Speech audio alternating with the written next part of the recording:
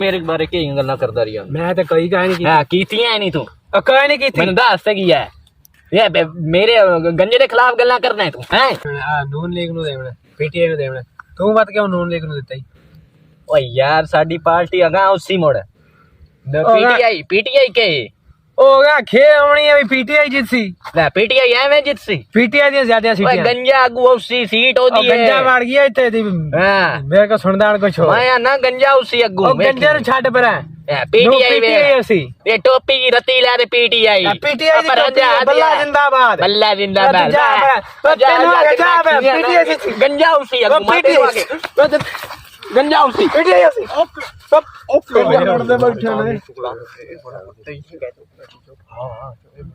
किवें लड़ते बैठे आओ कुछ नहीं ऐसा मैं शुगर का गिर दिया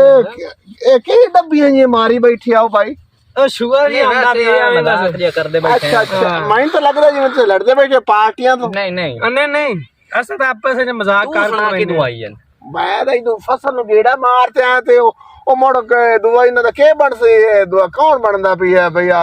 पार्टी के तू है पिया भाई ओए तो ला भाई कोई सोच लिया कर तेनु ओ सानू को दोरी बारी मंगा रोटी नहीं देंदा तो तू पार्टी दा सुनदा बैठा सानू दसदा बैठा पार्टी याद आन भाई यार सानू क्या पता सानू आसा आप आए थे ए हुन ए बनदे पार्टी दा बंदा है हैं तेनू पता होया ओ इतने चेर तक कुत्ती 7 बच्चे काट लेंदी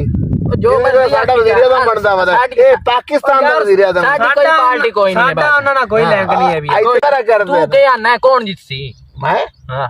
मैं तो अन्ना भी वजीर आज़म बने आसा तो दिया गरीब बंदे हुन आज वेल तेल मोड़ 13 रुपए महंगा हो गया ने केड़ा बनसी तू दस से कौन बन सी लड़दे बैठे तो मैनू को दसो तुस नहीं ऐसा लड़दे नहीं बैठे ऐसा तो वैसे बैठे ऐसा तो खेडी जाने हैं मेरे हिसाब नाल तो नवाज शरीफ बन मैं तेनू आखा ही ना तू दे टोपी जई है तू इथे आ